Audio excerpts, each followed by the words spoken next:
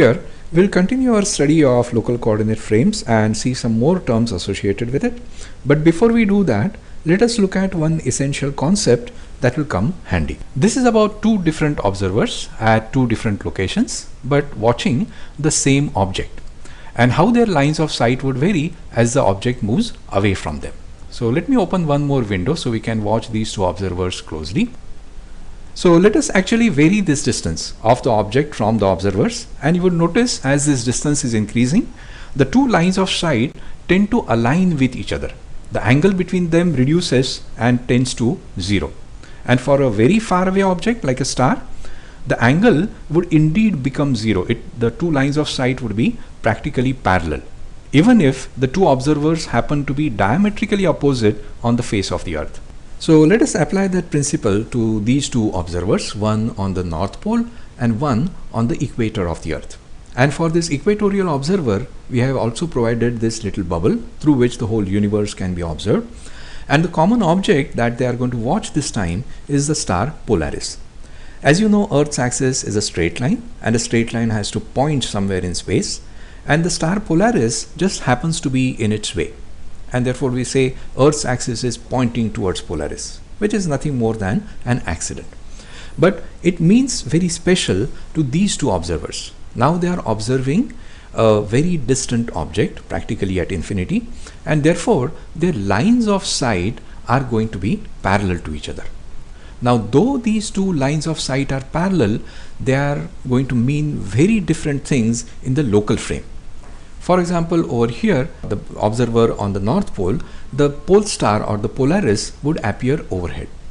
While for this observer, the line of sight is practically flat to the ground. So he or she is going to say Polaris appears on the horizon.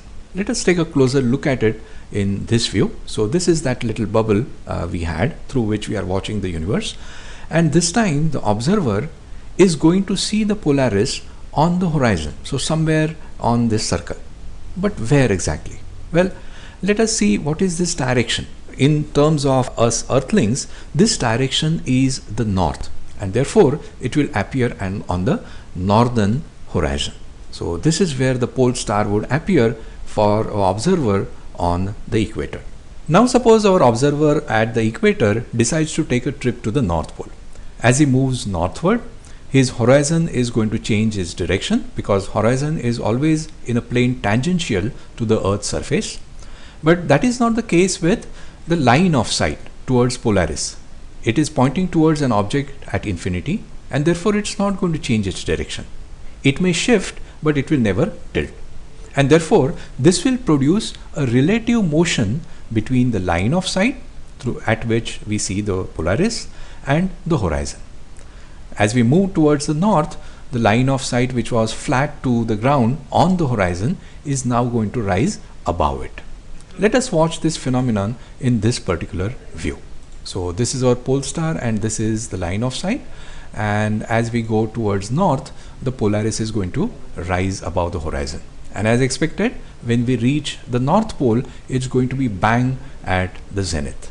Now suppose we mark the path of the pole star like this. Then we can get a plane, and that plane is called meridian.